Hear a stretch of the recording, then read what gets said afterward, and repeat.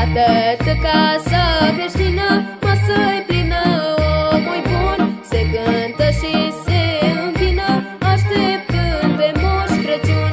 Ziua-i mare, seara-i sfântă, când Mesia s-a născut, îngerii în ceruri cântă, noi colindăm pe pământ.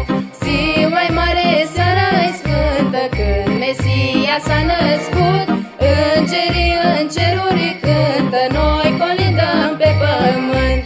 Dați perdeaua la o parte, la fereastră lângă pom, o colindă de departe, vă cântăm cu drag și dor.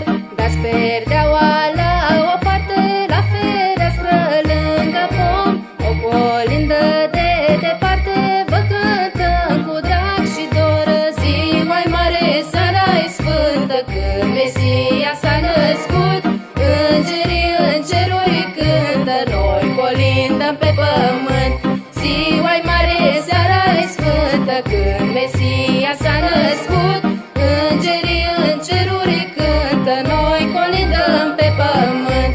Pe plac de va fi cântatul în casă să ne primiți, până ce ni sta colacul la masă să ne poftiți. Pe plac de va fi cântatul în casă să ne primiți, până ce ni-ți dă colacul la masă să ne poftiți. Ziua-i mare, seara-i sfântă, când Mesia s-a născut, îngerii în ceruri cântă, noi colindăm pe pământ.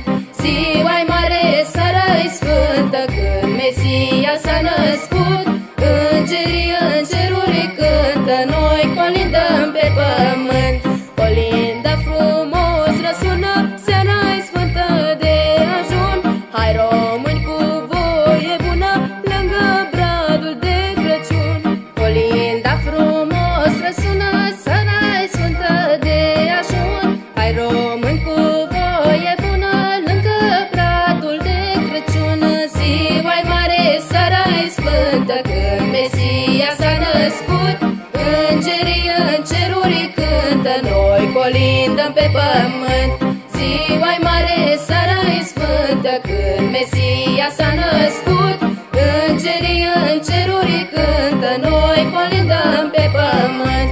Că nu-i seară mai frumoasă cum e seara de ajun, colindăm din casă în casă după obicei străbun. Că nu-i seară mai frumoasă cum e seara de ajun, colindăm din casă în casă după obicei străbun.